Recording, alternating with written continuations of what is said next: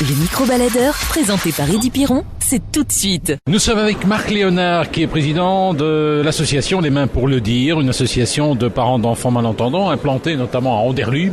Alors, Les Mains pour le Dire, c'est quoi exactement ? Ah ben voilà, comme tu viens de le dire, c'est une ASBL qui regroupe en fait les parents d'enfants malentendants. Alors pourquoi a-t-on fait cela ? C'est parce que tout simplement, il y a une douzaine d'années, on a cherché une association qui pourrait exister dans la région parce que moi j'ai une enfant malentendante et d'autres parents étaient dans la même situation que nous et on n'a rien trouvé. Et c'est comme ça qu'on a démarré l'association Les Mains pour le Dire pour les enfants. Alors qu'est-ce que c'est qu'un enfant malentendant ? Est-ce que c'est un enfant sourd, un enfant qui a problème de... Je suppose qu'il y a plusieurs niveaux, parce qu'on ne sait pas très bien ce que c'est qu'un enfant malentendant. C'est quoi ce concept ? Le concept, enfin on ne peut pas parler de concept, c'est une surdité. Il y a plusieurs niveaux de surdité, c'est bien vrai. Alors je dis enfant malentendant parce que ça englobe aussi bien les enfants sourds que les enfants malentendants. En fait...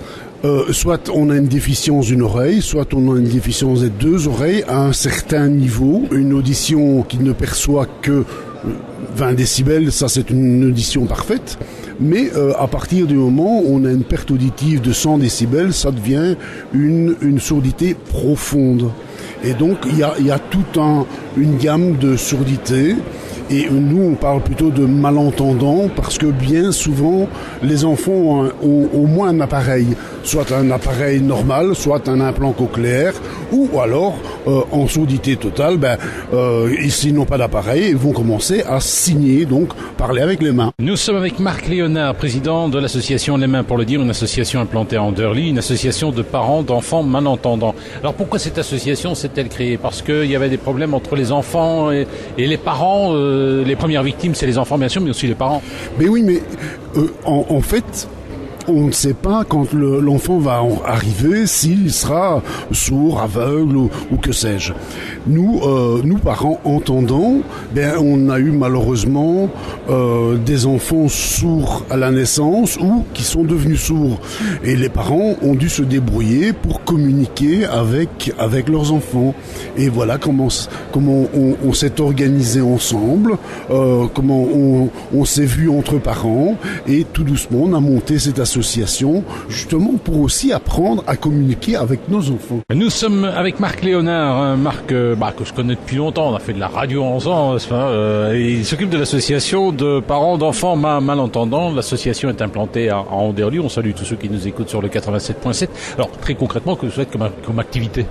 Mais comme activité, au départ avec les enfants, c'était des activités tout à fait ludiques parce que c'était des petits bouts en fait. Maintenant, ces petits bouts ont grandi puisque maintenant, ça fait 12 ans que l'association travaille. Et bien sûr, il y a des nouveaux, il y a des plus petits qui arrivent. C'est malheureux qu'il y en ait des nouveaux. On voudrait tous qu'ils soient entendants, mais malheureusement, ce n'est pas le cas. Alors, on essaye de maintenant commencer à travailler par tranche d'âge. On fait des activités ludiques pour les tout jeunes enfants et leur maman ou leur papa.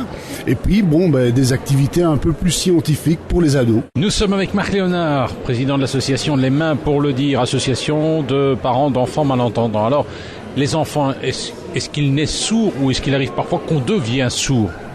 Oui, ils ne naissent pas tous sourds, on peut devenir sourd, mais la surdité, elle peut venir de beaucoup de facteurs.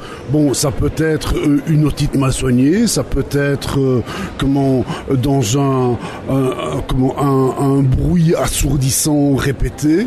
Il y a énormément de facteurs. Exemple, une maman avant l'accouchement qui contracte le cytomégalovirus. En fait, c'est une grippe en soi, mais à partir du moment où on est enceinte, là, ça devient beaucoup plus difficile puisqu'il y a les répercussions et les répercussions, la première répercussion, c'est la malentendance pour l'enfant. Alors évidemment, les enfants maintenant naissent dans un environnement bruyant. C'est peut-être une des principales sources de pollution, c'est la pollution sonore. Oui, la pollution sonore, ça va faire des dégâts dans les années qui viennent, puisque quand on entend parfois, on est sur le trottoir et qu'on entend les voitures vibrer qui passent à côté de nous tellement il y a du bruit à l'intérieur, c'est phénoménal, mais c'est une sourdité presque assurée dans les années qui suivent. Nous étions avec Marc Léonard, président de l'association Les Mains Mains pour le dire, une association de parents d'enfants malentendants. Elle est implantée à Anderlues. Au niveau subside, vous prêchez presque dans le désert, on ne vous entend pas. Est-ce qu'on vous prête oreille? Là, tu me fais rire parce que c'est vrai, on prêche dans le désert. Bon, c'est vrai que pendant tout un moment, j'ai pu avoir des subsides de la région wallonne. Malheureusement, tout ce qui est subside, ça a été fortement raboté. Nous, ça fait 2 ans qu'on n'a plus rien, donc on doit tirer son plan avec des bouts de ficelle, quoi, hein, ou bien les bonnes âmes qui veulent bien nous faire un petit don. Voilà, en tout cas, je suppose qu'il y a un site internet, hein, vous tapez Les Mains pour le dire, vous aurez toutes les informations, lesmainspourledire.be, ou vous donnez un petit coup de fil au 0496 250 547. Marc, merci.